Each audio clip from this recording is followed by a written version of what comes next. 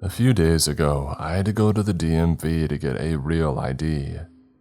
I also lost my previous wallet at a Target, so I had to get a new one ASAP. When I arrived, a man held the door for me. I thanked him and he said nothing. I didn't really care about that, but what I did care about was how he sat down in the same row as me, waiting for service, and every 5 minutes or so, gradually slid down one chair until he was only 2 away from me. Okay, he didn't say anything and just sat there until they called my number. And then I did my stuff and got called over to take my photo. I was waiting for them to take a photo when I saw the guy standing near the picture-taking wall behind the camera, making weird faces at me. He was sort of contorting and clenching his jaw, half closing his eyes all the while staring at me. I told the lady what was going on, and she had some people who work there, probably security, try to escort him from the building, but he speed walked out of there before anybody got to him. I think he heard the photographer say something about him. When I left, he wasn't outside. Just some weird, dumb thing that happened to me.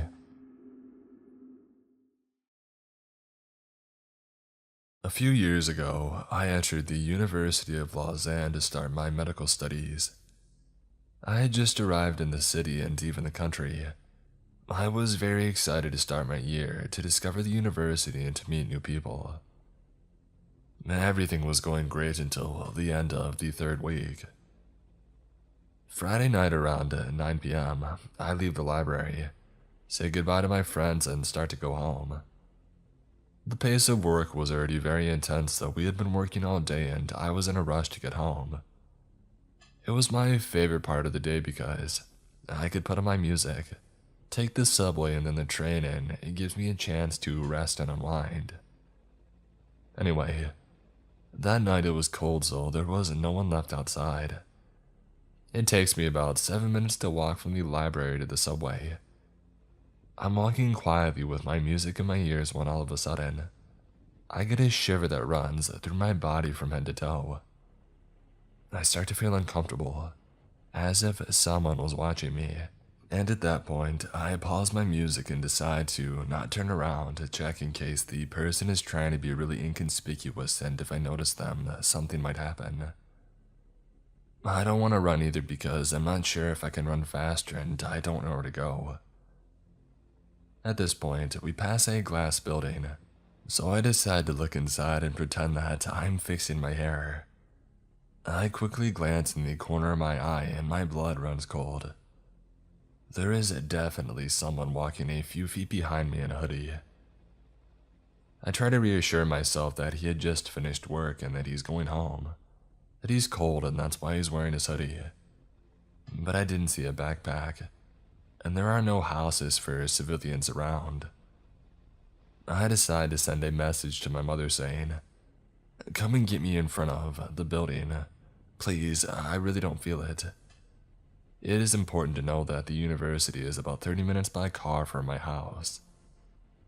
At this moment, I don't find any other solution than taking refuge in a building while waiting for my mother to come and get me. As I was about to go back, I opened the door, took off my helmet, and went down these stairs to find a hiding place. We had entered by the 3rd floor. I thought that I was out of trouble when suddenly, I hear the door that I came in through open up. This time, I'm sure that he's after me, but since I'm new, I didn't know this building and where it led to. I run downstairs at full speed and I hear behind me the footsteps of this guy running down the stairs at full speed as well. I run without looking, being sure that he is running faster than me and that he'll catch up with me. I don't even know where I'm going, but I pray that I don't fall into a dead end. Looking back, I even think that it was really like in The Shining with the labyrinth scene. I didn't know how far ahead of him I was, so I opened a window in the hallway to make it look like I was out of there, and I opened a door a little further. It was a huge auditorium in the dark. I went down the stairs and hid under a desk in the middle, and I put my phone on silent. My mom had been texting me a lot asking me what was going on, and saying that she was on her way with my dad. I texted her, "I'm in the name of this building, and he's looking for me. Please, come quickly." I hid under that desk, thinking that I was screwed. My hiding place sucked, and he was going to find me any second. But then I heard a thud and a huge scream, and I don't think I've ever been so scared in my life as when I heard that scream. For 15 minutes, my mother was sending me messages, telling me to hang on.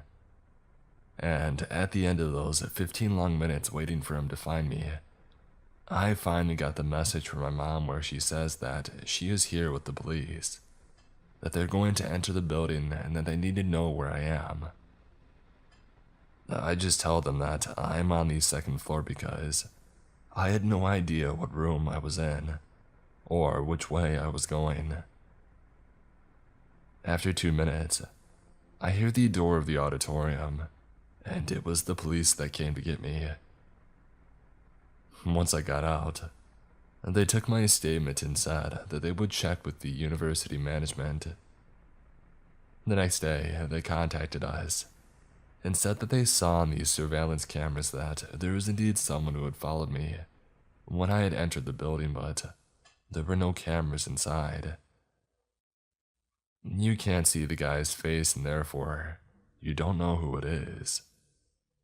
They just said that security was going to do patrols at night and advised me to have someone with me when I went out at that time.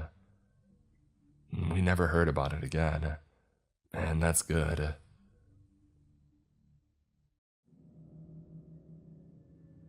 This story happened about 2 years ago when I was 19, and my foster sister Kira was 16. For the sake of the story, it's important to know that it was female presenting and hadn't come out as trans yet, nor was I presenting myself in an overtly masculine style at the time. It was the summer before I was going to college, and I mostly lived with my mom and Kira except for every other weekend, where I'd stay with my dad. Now, summers where I am can get really hot and humid, so we had a habit of waiting to walk the dogs until about 6 or 7 p.m., because that's when it would be cooler but still light outside. Now, this particular evening, Mom wasn't going to be home until late, though I don't remember the exact reason why. She is a woman that likes to stay busy and often participates in choirs, Bible studies, youth group events, classes, and more. So it wasn't uncommon for Kira and I to be left home alone until about 8 or 9 p.m. at night. So it was up to me and Kira to walk the dogs by ourselves, unless we wanted our younger dog, Samson, to throw tantrums due to pent-up energy. Even though we lived in the countryside and could have walked them down our street, Kira and I decided to drive out 20 minutes to a park instead. Why, I don't remember. It could have been anything from being bored walking our roads to not wanting to have to deal with blind curves and hills. Whatever the reason, at around 7:30 p.m., Kira and I had harnessed our 2 dogs, packed them up in the car, and drove to the park. Now let me quickly explain the layout of the park so that it's easier to understand why we got nervous halfway through our walk. This park isn't very big, but it's popular because of its loop. The entire park is surrounded by a mile-long looping road with its attractions, like playgrounds, ponds, and a small country hall, spaced about on the inner side of the loop. The outer side is just grass, trees, and one playground at its end. Thus, it's common and expected to pass people walking the loop at least 2 times if you're walking in opposite directions, but not if you're walking in the same direction, obviously. Many cars on this road can only drive in one direction because it's a one-way road. At first, everything about this walk seemed normal. I parked the car, we clipped our dogs to leashes, and we started on the loop. Every so often, we'd stop so I could take pictures of our good boys, particularly of Kira trying to wrangle Samson, who pulls like his life depends on it, and weaves around cause he wants to smell everything. It was while I was taking one of these pictures that the first encounter had happened.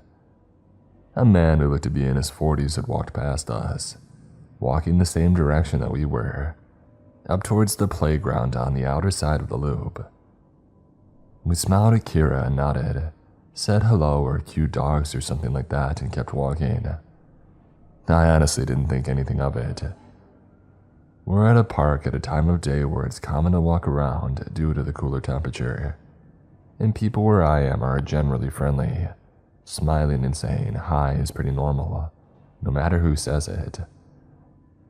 We smiled back, maybe said hi or thanks depending on what he said, and that was that. Or so we thought. The man passed us again only about 10 minutes later, and directly across from where we had seen him previously, just like he did before. He smiled and said, hi. This time Kira and I looked at each other once he was ahead of us and stared. Well, that was weird. That kind of expression. Just 10 minutes earlier, he had passed us walking up towards the playground, and subsequently broke off from the loop, and he had been walking in the same direction as us. This time, though, he had cut in front of us, and he did it in a way where we had to stop to avoid running into him. Heck, he nearly touched Kira with how close he was walking. That was already weird in and of itself. The other weird part of him cutting past us in the opposite direction. The only way he could have done that was if he had cut across the inside of the loop, since it would have been close to impossible to pass us at a certain point from the other direction if he had decided to walk the opposite way of the loop than us. It came off almost like he wanted to walk by us again. But just like before, Kira and I brushed this weirdness off. The guy could have been enjoying a rambling stroll and done his own thing for all we knew. And besides, we had 2 reasonably sized dogs with us. Who would mess with us? Not even 5 minutes later, this man passed us again. Once again, and cutting so close past us that he nearly brushed shoulders with Kira. Again, he smiled and said hi before walking off. This was officially the moment that I decided we needed to leave. Sure, it's normal to pass a person at least 2 times walking this loop, if you're going in opposite directions, but doing so takes a while.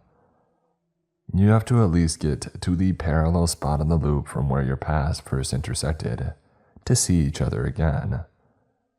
Both the time between running into the guy and the location that we had passed each other didn't match up in a way that didn't look suspicious. Plus, I really wasn't a fan of how he cut across us. The first time he passed us like a normal person walking faster than us would, albeit a little close. The second time he had cut in front of us from the opposite direction instead of walking around us, to the point that we had to stop to avoid running into him. This third time he walked up behind us, and then he did this weird directionally slant walk across the street, and go in the opposite direction, cutting us off again.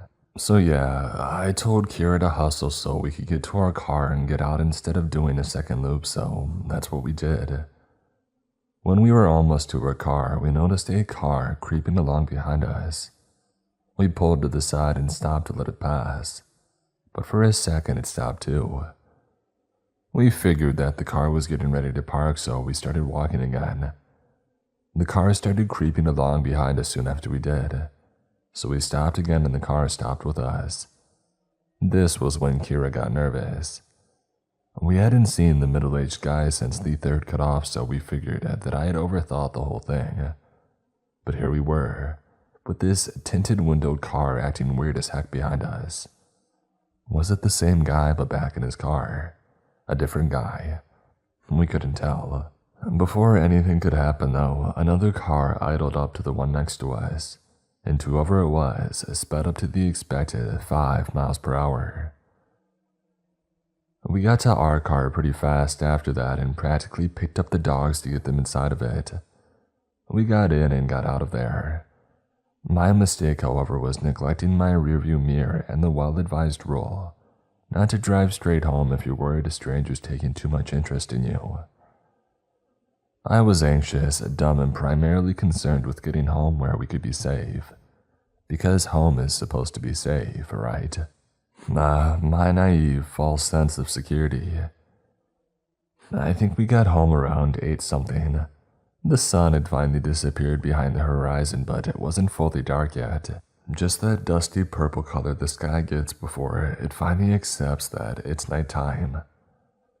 Mom wasn't home yet, so we got the dogs some water, locked the doors, ate a late dinner, and chilled in the living room, talking about things that didn't really matter. It was almost 9:30 when the scariest part of this whole ordeal had happened. There, Kira and I were sitting on different couches, talking about something or other when we noticed the ceiling briefly light up over where Kira was sitting. An important note here is that Kira was sitting on a small couch with her back to a window that faces out to the front of our house, while I was on a couch on the opposite wall, where I could see a sliver of the front porch. Likewise, right next to Kira was our front door, which has 3 small rectangular windows on it. Due to our long and slightly curvy driveway, it's common to see headlights stream through that window, light up the ceiling, fade, and then intensify. It means that somebody is just coming home. So when the ceiling above Kira lit up, we thought nothing of it, assuming Mom had finally come back from wherever she went that night, and we didn't take any notice of the light skipping the final arc of someone pulling all the way up the driveway either. We also didn't pay any mind to how long it was taking Mom to come inside. Mom had a habit of pulling in and then checking her phone for God knows how long before coming inside. Right after the light went off, we both heard the storm door open, but we didn't hear anyone pressing the code keys of her lock or jiggling the door handle, like Mom usually does right away. The moment the storm door creaked open, our 2 dogs jumped up and ran to the door, barking like mad. Our golden greyhound mix, Calvin, has a deep and scary bark, which contradicts his adorable appearance. Samson, our dumb goofball son who was incapable of hurting a fly but a big boy, jumps up on his hind legs and scrambles to find purchase on one of the small windows in a desperate attempt to see who's outside. Immediately, the storm door slammed shut, and we heard heavy footsteps on the cement porch. Calvin started going nuts and jumped up on Kira's couch, standing on its back instead of the cushions to look out the window. Samson ran out of the room and went out of the doggy door that leads to the back porch, which has a ramp going down into a fenced-off portion of our yard. I couldn't move. I had never understood really what it meant when people described their limbs turning to lead until that moment. It felt like I didn't have limbs, really. Like moving wasn't an option. If I moved, I might glimpse something or someone through the windows. The person could see me running around the house, freaking out, and decide to come after us after all. So I sat there, my mind steadily going blank as my heart sped up, and my limbs refused to move. In the game of fight, flight, or freeze, I'm the freezer. And Kira, on the other hand, is a fighter. She spins around and looks out the window but can't see anything because, besides the motion light on the porch, it's too dark. So naturally, she gets up and grabs a stray dog toy, which just so happens to be a tug-of-war rope with a ball on one end, and opens the door. I tell her very calmly to shut the door and stay inside, but she ignored me and stepped out onto the porch. She comes back inside after not saying anything, but to my utter disbelief, she disappears to the kitchen, comes back with a knife and goes outside again. This time she's gone for a handful of seconds before running back inside and slamming the door shut. Breathless, she tells me that she went on a bit into the yard and saw the outline of a man by the rundown dog kennel that we don't use anymore. When she saw him and froze, he moved. This time she listened to me when I told her to lock the door. I managed to call Mom despite my head being empty and my limbs being lead, and she convinced me to get up, make sure that all the doors were locked, including the basement, and making sure that the dogs were inside. I ended up making Kira go into the fenced-up section to drag Samson back inside, because I couldn't get my legs to move after thinking about doing it myself. Cowardly, I know. After Mom got home and looked around, finding nothing, we called the non-emergency number for the police, not wanting to bother them in case we were overreacting. 2 cops came by and walked around our yard and found nothing. We got the sense they didn't believe us, but instead saw us as 2 overexcited girls with exaggerated imaginations. But still, they humored us and told us, after we had told them about the park, that if we think that anyone might be following us or if someone's acting a little too creepy, not to drive straight home and to check if anyone's following us. And then they laughed. To this day, I'm pretty sure the only people who believe someone with malicious intent came to our home in hopes of finding 2 teenage girls is Kira and me. Though whether or not whoever it was the guy from the park, we're not sure. But it's too coincidental, isn't it? That the day that we have multiple encounters with this guy, who goes out of his way to get close to us and a car inch-long behind us, we also have an almost intruder encounter. Plus, there were too many details that didn't add up to us having overly excited imaginations. We both saw headlights. The motion detector on the porch had turned on. The storm door had opened and stayed open until Samson had jumped up to look out the door's window. It's a very noisy door and makes sounds when opening and closing. We had heard footsteps. Kira had saw someone. And the dogs don't run up to the door like that and bark their heads off if no one's there. I don't know if whoever was at our house was the same guy that ran into us at the park. If it was, I don't know if the reason he cut in front of us as close as he did was to test how our dogs would react to him, and then not caring at all the first time, wagging their tails convinced him that they weren't a threat. I don't know if he was in the car that inched behind us and stopped when we stopped. I don't know what would have happened if Calvin didn't have a scary manic bark, or if Samson wasn't tall enough to look out the high windows on the door. I don't know much of anything. What I do know is this: if you're out and about, minding your own business, and a stranger is taking a lot of notice of you, following you, frequently running into you, or whatever, trust your gut. Don't drive or walk straight home, meander, get to a public space, or just take your time. Pay attention to your surroundings. You never know who's watching you.